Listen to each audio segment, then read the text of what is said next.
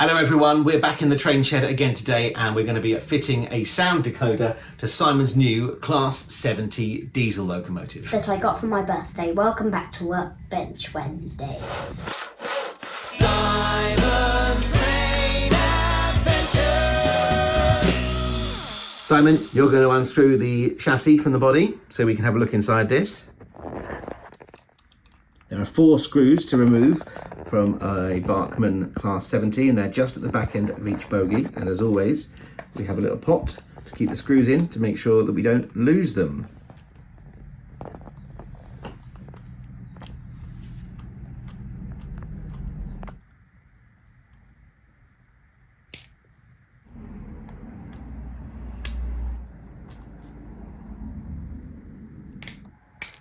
Good job.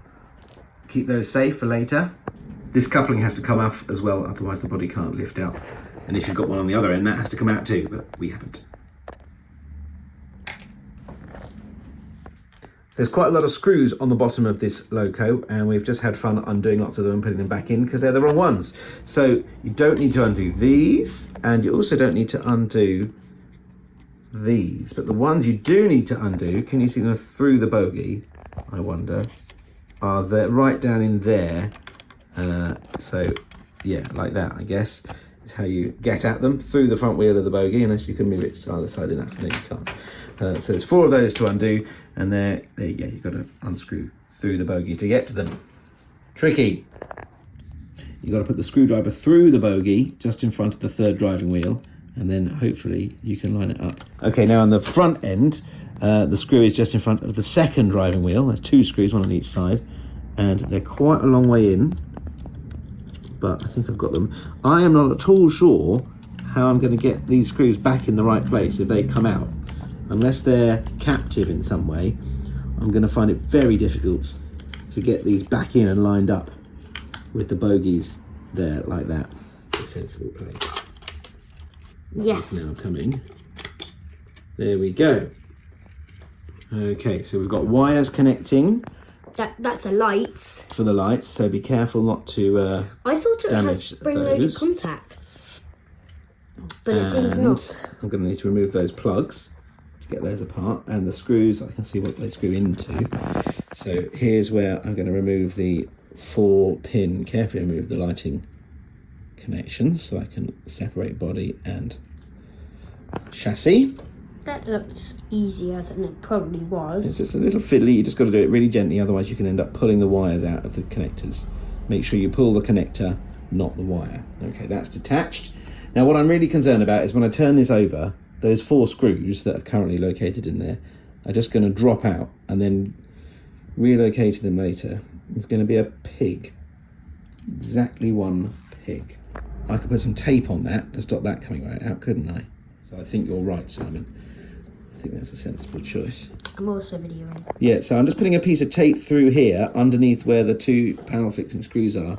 My hope is that this will keep the screws roughly in situ until it's time to reassemble it again. Well, there's a nice big space here, which could almost be designed for a speaker. I think it probably is. And here's the blanking plate, which we'll need to remove very carefully. And underneath, you'll see the 21-pin socket. It's more like a plug really, onto which we're going to fit our decoder chip. Okay, what have we got here, Simon? A MS440C sound decoder for the Class 70 diesel. And a really big speaker. Yes. Lots of space in here. Especially under the grill. We can fit that massive speaker. So let's open it up and get it installed. Things. So we've got some piece of black tack now, which is a double-sided self-adhesive sticky thing stuck in there. It's a bit like blue tack, it's just black and more tacky. Stickier. More tacky. Exactly. There we go. And now you can put the speaker on top of that. I can feel that tack. And it should stay in place. Let's have a look. That fits nicely Yep, so we've got to connect those wires onto the decoder now. Previously, when we bought decoders, the speakers have come pre-attached, but because this is a 21 pin decoder, the speaker output comes out through the pins to here. And on this circuit board here, I think it comes onto these terminals, SP plus and SP minus, speaker plus and minus. And it's got these little plastic tags that I can slide off to get to the solder tags, and then I should be able to solder the speaker into those connections before we connect the chip. So I'm going to do that now. There's one. There is another. I'm going to tin it, because you've got to tin it to win it. Tinned to wind. That's it, that's one. Just touch it very lightly, because if you touch it for too long, it might burn the decoder. Well, the advantage of this is that the decoder is currently not attached, so you're much less likely to nuke it with a soldering iron. That's one of the huge advantages of having the speaker connect to the circuit board rather than straight to the decoder. The speaker's in place, soldered onto the circuit board there, and now Simon is going to insert the 21 pin decoder. Go for it, Simon. With much fanfare. There we go, I think that's in. Right, we need to give it a test. Yes, it moves. Okay, Simon, I think it's time. Function 1. Just before you back.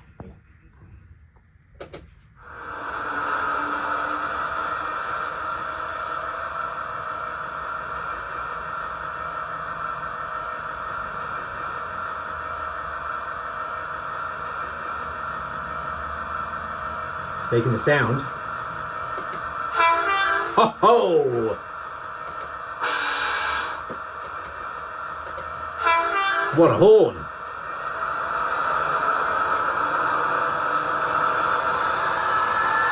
Don't let it run too fast, Simon, because there's a pin. Stop! Okay, good. It's going to run into that point motor.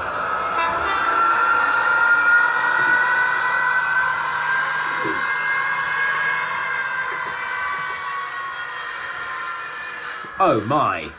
What do you reckon, Simon? Good. Amazing. It sounds so loud. I reckon we should put it back together now. What do you think? We need to find a space to secure the stay alive capacitor first. Okay, do a shutdown and then we'll secure the capacitor and put the body back on. Great job. Update. We couldn't fit the capacitor on the end there because it was going to end up in the space where the cab is. It didn't work, so just relocated it here behind the speaker. There's so much room here that there's space for a capacitor there as well, so now we really can hopefully put it all back together again. Simon, let's fire up the sound.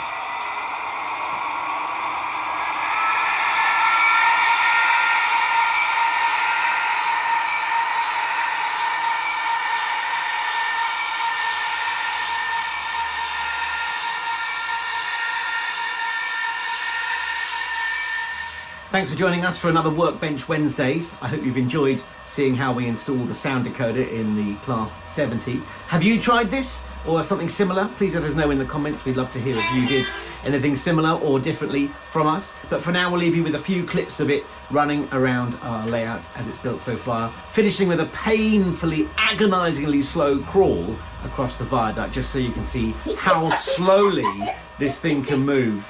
So enjoy that. And if you manage to watch all of that last clip without skipping on, I'll be very impressed. See you next time on Workbench Wednesdays. You're going to say bye? Bye.